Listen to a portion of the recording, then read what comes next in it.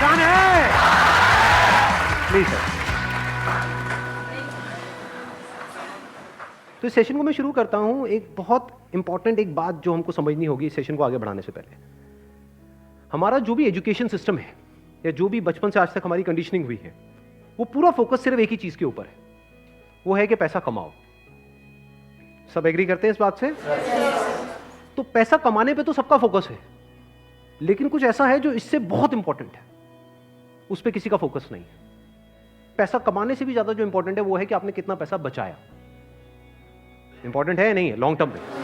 Supposedly आपने 50,000 रुपए महीने का कमा तो लिया, लेकिन आपके खर्चे हैं 55,000 रुपए के, क्या करोगे? तो कितना आपने कमाया उससे ज्यादा इंपॉर्टेंट है आपने कितना बचाया। कितना बचाया इससे भी ज्यादा इंपॉर्टेंट है कि जो बचाया उसको किस तरीके से इन्वेस्ट किया। ये कितने लोग समझ पा रहे हैं इस बात को? बट ये हमको कहीं नहीं सिखाया जाता है।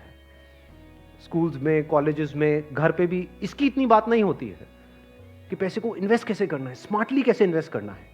क्योंकि अगर आपको स्मार्टली इन्वेस्ट करना आता है और आप मान लो महीने का, मैं बहुत बड़ी बात नहीं करता, 2-3 हज़ार रुपए भी इन्वेस्ट करते रहते हो अभी से, इस एज ग्रुप से, which is around 25 years 30 years, तो आने वाले 20 साल बाद, 30 साल बाद पता है आपके अकाउंट में कितना पैसा हो सकता है अगर स्मार्टली इन्वेस्ट करते हो तो?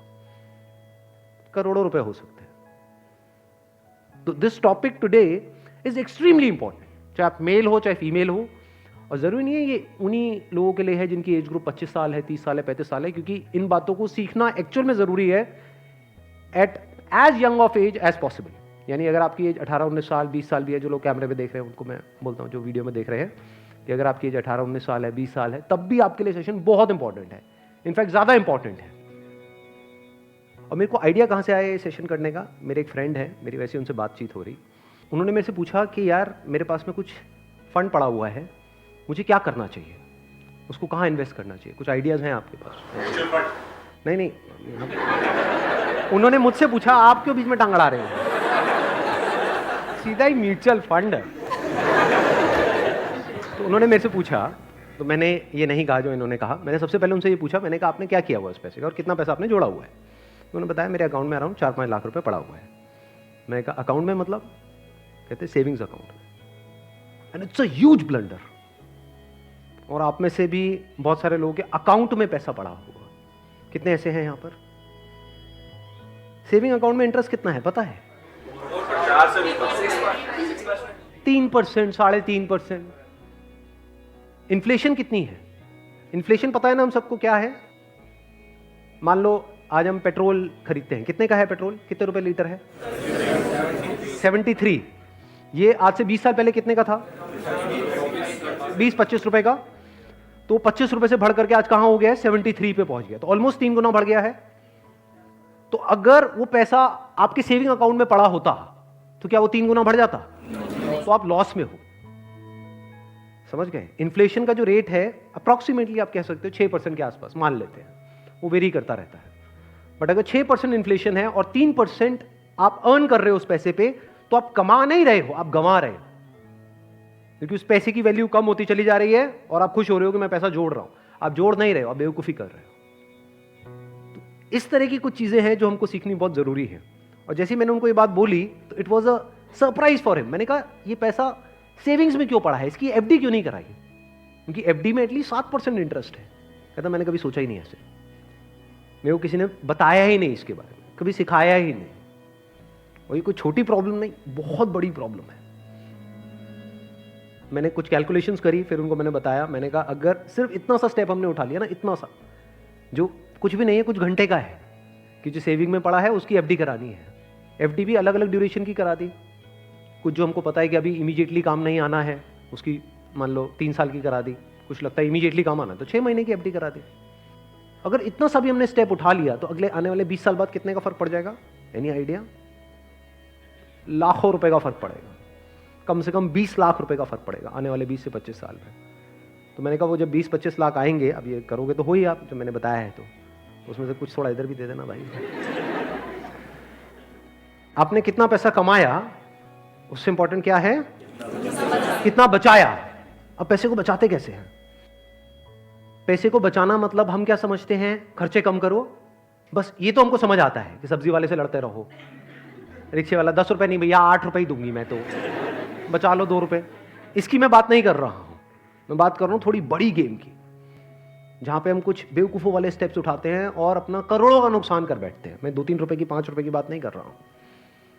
जो आज देखने में हजारों लग रहे हैं वो आने वाले टाइम की करोड़ों है। याद रखना मेरी इस बात को। हजारों लाखों बन जाते हैं कुछ साल बाद और लाखों करोड़ों बन जाते हैं कुछ साल बाद, अगर हमने स्मार्टली इन्वेस्ट किया तो। अब बताता हूं आपको एक बहुत बड़ी गलती जो हम सब कर रहे हैं। आप में से कितनों ने इंश्योरेंस कराई हुई है? कौन सी इंश्योरेंस कराई हुई है? कितनों ने एंडोमेंट वाली कराई हुई है? कितनों को तो, एक मिनट, जिन्होंने इंश्योरेंस कराई हुई है कितनों को पता ही नहीं उन्होंने कौन सी कराई हुई है? करो, हाथ ऊपर करो। अरे वाह, वाह जी वाह। कितने हैं जिन्होंने एंडोमेंट कराई हुई है? एंडोमेंट पता है क्या होती है?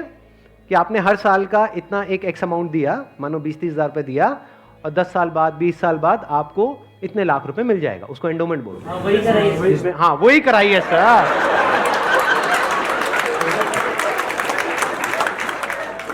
क्या सर एंडोमेंट पेंडोमेंट बोलते हैं? सीधी बात करो ना। इंश्योरेंस का मतलब लोग यही समझते हैं इंडिया में कि हर साल का इतना पैसा जाना है, इतना प्रीमियम जाएगा, 20,000, 30,000, 40,000, और 20 साल बाद आपको इतने लाख रुपए मिल जाएगा। मान लो 20 लाख रुपए मिल जाएगा, जो सुनने में बड़ा अट्रैक्टिव लगता है। बेवकूफों वाला स्टेप है ये। कितनों ने टर्म इंश्योरेंस कराई हुई है? हार्डली 3 या 4 या 5 लोग। कमाल जी कमाल। देख लो कितना बड़ा ब्लंडर है ये अभी आप सपने में भी नहीं सोच सकते। और ये आपको कोई नहीं बताएगा, ना कोई बैंक वाले बताएंगे, ना कोई इंश्योरेंस एजेंट बताएगा, ना आपका कोई दोस्त बताएगा, क्योंकि जब पैसा बीच में आ जाता है तो यारी दोस्ती सिर्फ नाम की होती है। दारू पी रहे हो, ओ तुम मेरा भाई है, मैं तेरे साथ में कभी कुछ गलत नहीं कर सकता, ले तू एंडोमेंट करा, ओ तू मेरे पे छोड़ दे यार। और आपको पता ही नहीं आपका कितना बुरी तरीके से कटा है।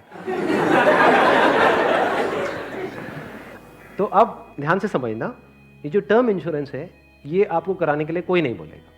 क्यों? क्योंकि इसमें जो इंश्योरेंस एजेंट है उसको पैसा ना के बराबर मिलेगा।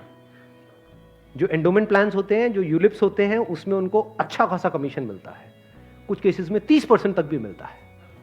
अगर आपने मानो 20,000 की इंश्योरेंस कराई तो 30% कट गया आपका।